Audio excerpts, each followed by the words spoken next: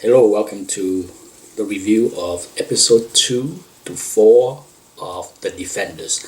I just finished watching episode 2, 3, and 4, and this review is going to have a little spoiler. So if you have not seen the episode, you shouldn't watch anymore. I gave the first episode a 7 out of 10, and I would say that the next 3 episodes improve my view of the show a little bit. Okay, overall, I think the show has moved up the rating for me a little bit to 7.5. I'm not quite there with anything higher than 7.5 yet, and I'm halfway through the season now, so I'm hoping that the last half of the season get better. That would be great.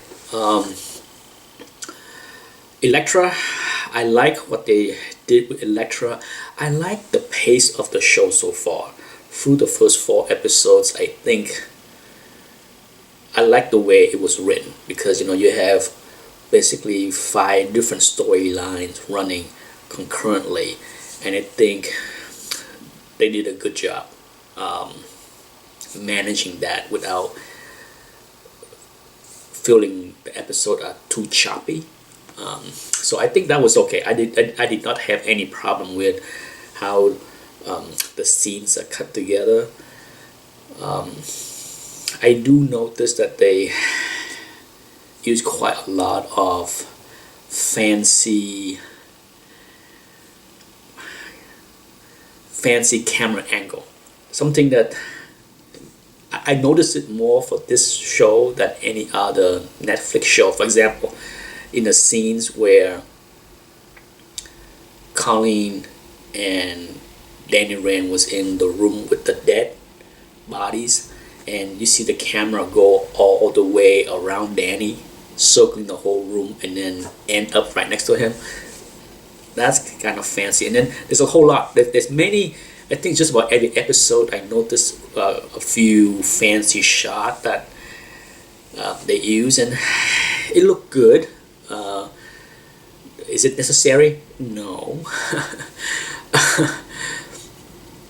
Sigourney Weaver, I think the best part of episode 1, 2, and 3 is the mystery. Okay, because I think that's what makes this show interesting so far. Is I think they did well in building the mystery around her character, and also kind of make it so they make the concurrent storyline of each character interesting enough so that I was wondering, like, at what point are they going to merge together and how that's going to take place. And I must say that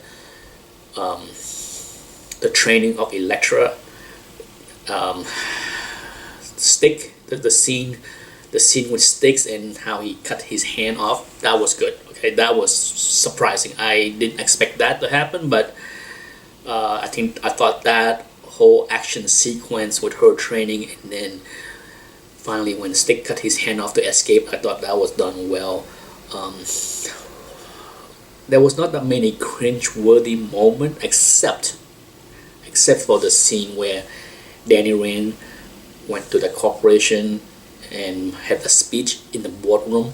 I thought that was, like I said, in the Iron Fist TV show, I think it's a combination of the actor and the writing and the directing. I thought that was very poorly done. I cringed at the little speech that he gave in the boardroom.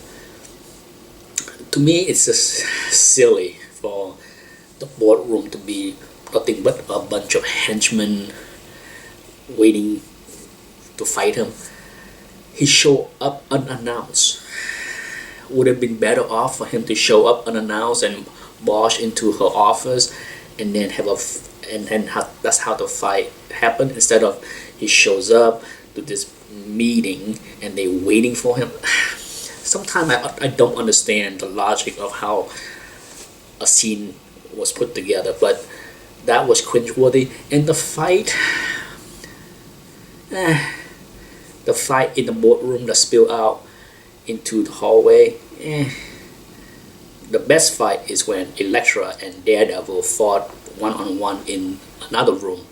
That was badass. I like that. That looked good. That looked believable.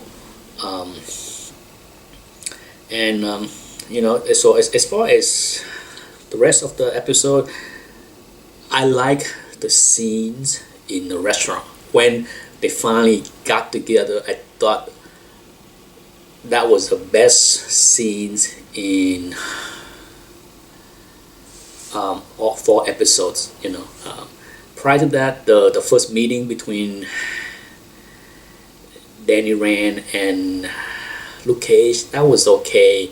The little fight that they had was okay, but the argument that they had in the dojang was kind of cringeworthy. The whole rich boy kid angle that they trying to make Danny Rand out to be. Yes, he's rich, but after all those years in Kunlun, the way he eats, the way he behaved in the restaurant was kind of, it just seemed odd. He doesn't have that. He should, no. To me, it would be better off if he has a more cooler, more zen-like kind of personality than what he displayed. That whole rich boy angle that they're trying to use for that character doesn't work for me. But the dialogue in the restaurant and the interaction between all the characters, I thought that was done well. I enjoyed that. In fact, I had a couple of chuckle for the first time in 4 episodes in that scenes. The only thing that didn't really work for me was near the end, where Sigourney Weaver entered into the restaurant. That's okay, but the fact that she's walking around, put her hands on, and talk to these guys and girls as if they are friends, that just seemed odd. Okay, they just had a big battle in her office where she wanted to kill them, and here she is walking next to them as if they are friends and talking to them. Something didn't work there. So in the restaurant it works until she showed up and had that little conversation. Sure, the conversation wasn't bad. The way it was shot and how she interacted right next to them, walking around them, that didn't work for me. I'd rather had her just sit far away and had the discussion. Okay, and then of course Elektra came in. That was pretty badass. So I can't wait to watch episode 5 to see what happened next.